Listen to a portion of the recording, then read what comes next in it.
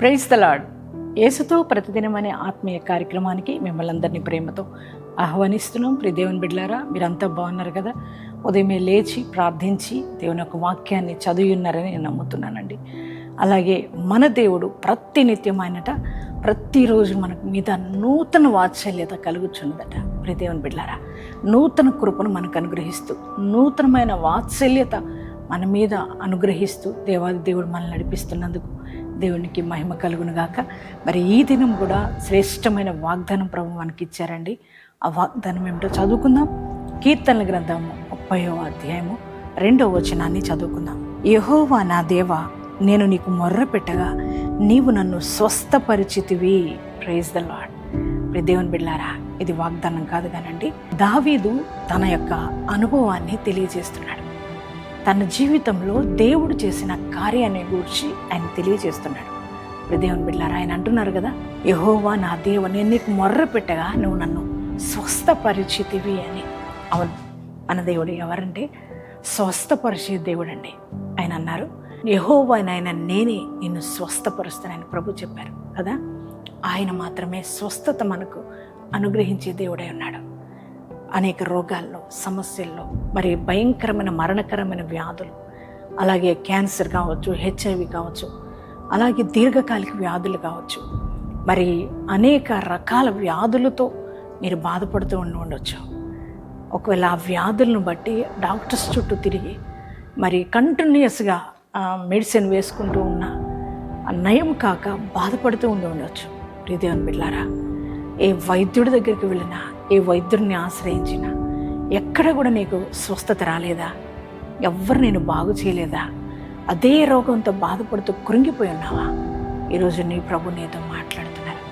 చూడు, మనుషుల్ని ఆశ్రయించినప్పుడు, డాక్టర్లను ఆశ్రయించినప్పుడు ఒకవేళ నీ రోగం తొలగిపోలేదేమో, కానీ దేవునిని ఆశ్రయించినప్పుడు, దేవునికి మొర్ర పెట్టుకున్నప్పుడు, దావీదు తనకు రోగ పరిస్థితుల్లో, అనారోగ్యం కలిగిన పరిస్థితుల్లో దావీదు దేవునికి ప్రార్థన చేశారంట. అయ్యా, నేను నీకు మొర్ర పెట్టగా నువ్వు నన్ను స్వస్థపరిచితివి అని చెప్తున్నాడు. అనుభవాన్ని తెలియజేస్తున్నాడు. నువ్వు నన్ను స్వస్థపరిచావయ్యా, నేను ఇప్పుడు ఆరోగ్యంగా ఉన్నాను అని ఆయన తెలియజేస్తున్నారు. ఇది దేవుని బిడ్డలారా, చూడండి, మీరు కూడా దేవుణ్ణి ఆశ్రయించగలిగితే దేవుడు మిమ్మల్ని స్వస్థపరిచే దేవుడే అన్నాడు. యేసయ్యకు అసాధ్యమైందంటూ ఏది లేదండి.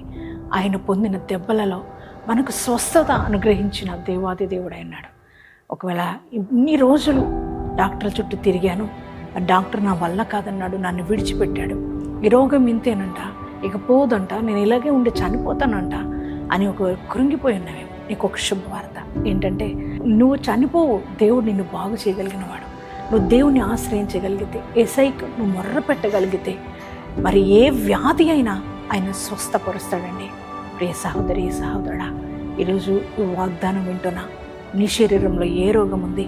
మరణకరమైన వ్యాధ, మరి దీర్ఘకాలిక వ్యాధ, ఒకవేళ ఏ వ్యాధితో నువ్వు బాధపడుతున్నావో, అది స్కిన్ డిసీజ్ కావచ్చు, అలాగే ట్యూమర్స్ కావచ్చు, బ్రెయిన్ ట్యూమర్స్ కావచ్చు, గడ్డలు కావచ్చు, కణితులు కావచ్చు, అలాగే ఏ వ్యాధి అయినా మరి దేవుడు ఈరోజు నేను స్వస్థపరచగలిగిన దేవుడు నీకున్నాడు. నువ్వు భయపడవలసిన అవసరం లేదు. ఆయన పొందిన దెబ్బల వలన మనకు స్వస్థత కలుగుచున్నది అని దేవుని వాక్యం సెలవిస్తుంది.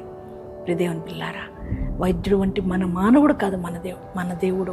ఆయన గొప్పవాడు, శక్తిమంతుడు గనక ఆయన ఈరోజు నీతో మాట్లాడుతున్నాడు. నేను నిన్ను స్వస్థపరుస్తానని.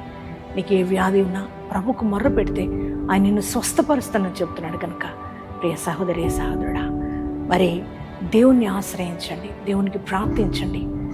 నీకున్న ప్రతి వ్యాధిని ఆయన ఈరోజే నిర్మూలన చేయబోతున్నాడు.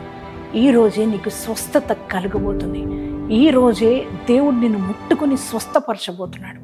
ఈరోజు నువ్వు నమ్ముతున్నావా? ఆయన నిన్ను స్వస్థపరిచే దేవుడు అని నువ్వు కూడా నమ్ముతున్నావా? దావీదు నమ్మాడు, ఆయన స్వస్థత పొందుకున్నాడు. ఈరోజు నువ్వు కూడా నమ్మగలిగితే ఆయన నిన్ను కూడా స్వస్థపరుస్తానని ప్రభు ఈరోజు నీతో మాట్లాడుతున్నాడు. దేవుని బిడ్డ, ఆయనకి యేసయ్య దగ్గరకు వచ్చిన ప్రతి రోగిని యేసయ్య ముట్టి స్వస్థపరిచి పంపాడు కదా. అదే దేవుడు ఇప్పుడు కూడా బ్రతుకున్నాడు. ఆయన నిన్ను కూడా స్వస్థపరుస్తానంటున్నాడు. ఈ వాగ్దానం రిసీవ్ చేసుకుంటావా? యేసయ్య, నిజంగానే నువ్వు నన్ను స్వస్థపరుస్తావని నేను నమ్ముతున్నాను. నీకే మొర్ర పెట్టుకుంటున్నానయ్యా, నన్ను స్వస్థపరచు, ఈరోజు సాక్షిగా నిలబెట్టని. మరి ఎంతమంది ఈరోజు ఈ వాగ్దానం రిసీవ్ చేసుకుంటారు? మీ అందరి జీవితాల్లో ఈ వాగ్దానం నెరవేర్చబడును గాక. నాతో కలిసి అందరూ ప్రార్థనలు ఏకీభవించండి. ఈ దినమే దేవుడు మీకు స్వస్థత కలుగు చేయబోతున్నాడు. అందరూ కళ్ళు మూసుకుందాం, ప్రార్థన చేసుకుందాం. అందరూ థ్యాంక్ యూ ఫాదర్. పరిశుద్ధుడ మహోన్నతుడానికి వందనాలు, స్తోత్రాలు. ఈ రోజునైనా మీరు ఇచ్చిన శ్రేష్టమైన వాగ్దానం కొరకే వందనాలు అయ్యా.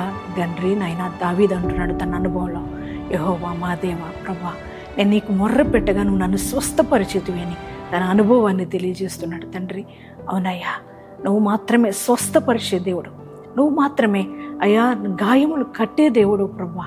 అయ్యా నీలో స్వస్థత ఉంది, మేము నమ్ముతున్నాం ప్రభా.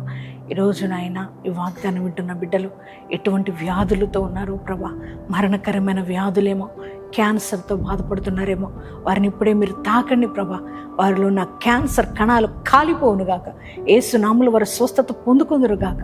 తండ్రి దీర్ఘకాలిక వ్యాధులు, షుగర్, బీపీ, థైరాయిడ్ అవన్నీ యేసు నామములు నిర్మూలమైపోవునుగాక. అయ్యా నడినెత్తి మొదలుకొని అరికాలు వరకు ఎట్టి వ్యాధులున్నా యేసు నామములో సంపూర్ణ స్వస్థత వారు పొందుకుందురుగాక. గడ్డలు కరిగిపోవునుగాక, కణితులు కరిగిపోవునుగాక. తండ్రి నీకే స్తోత్రాలు చెల్లిస్తున్నాం నాయన. ప్రతి విధమైన ఇన్ఫెక్షన్స్ యేసు నామములో నిర్మూలమైపోవునుగాక. అయ్యా సోయాసిస్, స్కిన్కి సంబంధించిన ప్రతి డిసీజ్ యేసుక్రీస్తు నామములో లయపరచబడును గాక. దేవానికే స్తోత్రాలు చెల్లిస్తున్నాం తండ్రి. అయ్యా పక్షవాయుతో బాధపడుతున్న ప్రతి ఒక్కరిని తాకండి, సంపూర్ణ స్వస్థత దయచేయమని ప్రార్థిస్తున్నాం తండ్రి. నేను ఇక్కడ ప్రార్థిస్తుండగానే వారిని హస్తములతో తాకునైనా అయ్యా సంపూర్ణ హీలింగ్ వరకు జరుగును గాక. తండ్రి నీకే స్తోత్రాలు. నానా విధ రోగాల నుంచి నీ బిడ్డలకు స్వస్థత మీరు దయచేసినందుకు నీకే కృతజ్ఞతలు, స్తోత్రాలు. ఈరోజు మ్యారేజ్ డేస్, బర్త్డేస్ చేసుకున్న ప్రతి బిడ్డను కూడా అయ్యా ఇదిగో తండ్రి నిండైన ఆశీర్వాదాలతో నింపండి, నూతనమైన కృప వారికి అనుగ్రహించండి. ఈ దినం నీ ప్రజెన్స్ మాతో ఉంచి నడిపించమని యేసు నామములో ప్రార్థిస్తున్నాం తండ్రి, ఆమేన్.